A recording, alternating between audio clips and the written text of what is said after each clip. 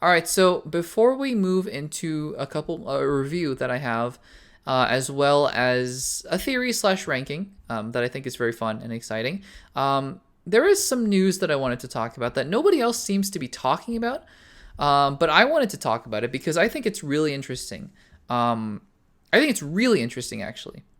This piece of news. So, Entertainment Weekly did an interview with Tim Roth, who plays the Abomination, Emil Blonsky, a couple days ago.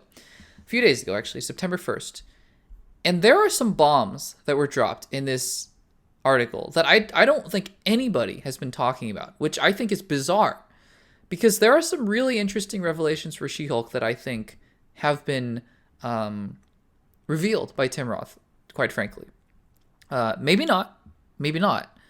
But I wanted to go through this article very quickly because I think it's really interesting. I wanted to bring it to your guys' attention. So it's an article done by Entertainment Weekly with Tim Roth, and you can look it up. It's just Tim Roth Entertainment Weekly She-Hulk, and you'll find it.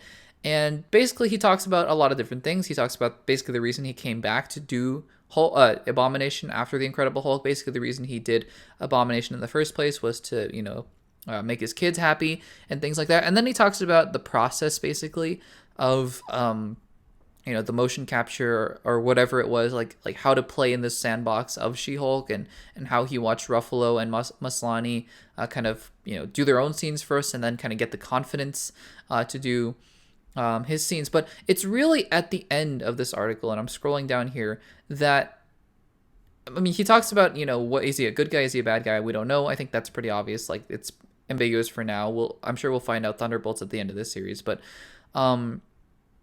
he then talks about this really interesting thing where he had a scene with Mark Ruffalo as Bruce Banner. Now,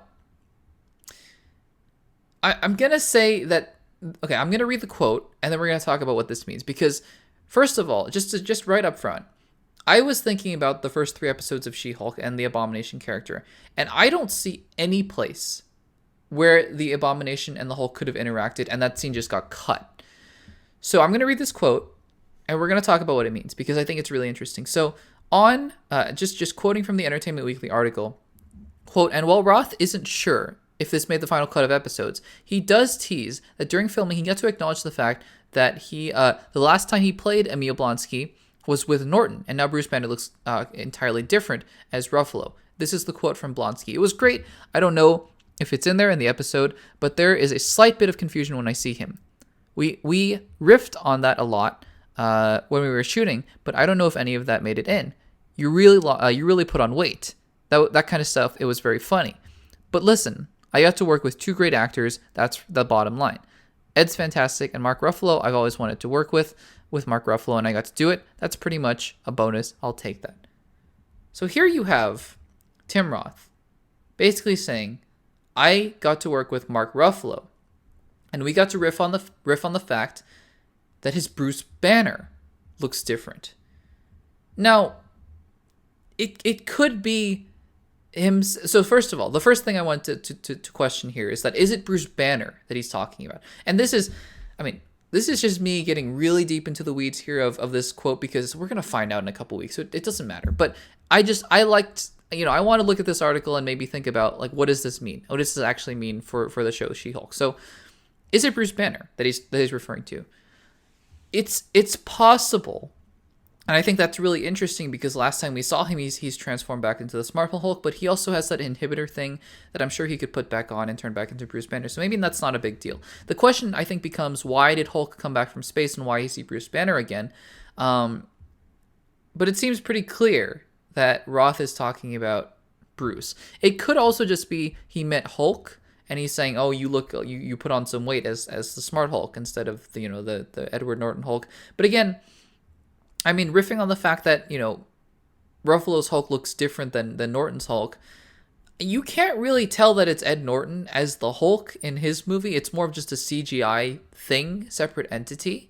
Whereas Ruffalo's Hulk, Smart Hulk, looks like Ruffalo, so I don't know how you play on that. So that's the one thing it seems confirmed that now that Bruce Banner is coming back to Earth and coming back to the series at some point, maybe in episode 9 or episode 8, and is in Bruce Banner form. That's really interesting. And on top of that, what this seems to indicate, unless this is a cut scene from the first 3 episodes, which I just don't understand where it would have gone, is that he's going to interact with the Abomination again. I don't know how. I don't know in what context. But I think that it's really interesting that this is because I was one of those people that said after episode 1, oh, we're going to see Bruce Banner and Hulk again. I mean, I don't think he's done after that one episode. But after episode 2, spoilers for She-Hulk, where he flies off into space, I'm like, oh, then that's it, right? Like, that's the setup for whatever next project he's going to be in. Like, they like to do an Age of Ultron or Civil War, or not Civil War, Ragnarok or whatever. They like to set up the next thing that he's in. And they like to just, leave it at that. And I thought, okay, this is Jen Walters' show. That's it. But then we get this quote from Tim Roth, who plays Emil Blonsky, that seems to indicate that not only does Hulk come back to Earth, but he's also Bruce Banner, and he interacts with the Abomination, or at least Emil Blonsky. That's fascinating. I just wanted to bring it up because I thought it was really interesting. And again, something just to keep an eye out for, because who knows? Maybe this was him just playing around. Maybe this wasn't, in fact, a cut scene.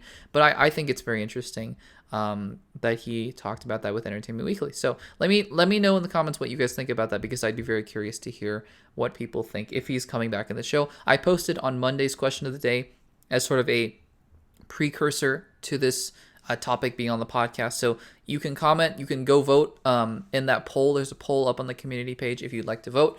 And yeah, I'd be curious to hear your guys' thoughts. Comment down below in that post as well. And we will have a fun conversation about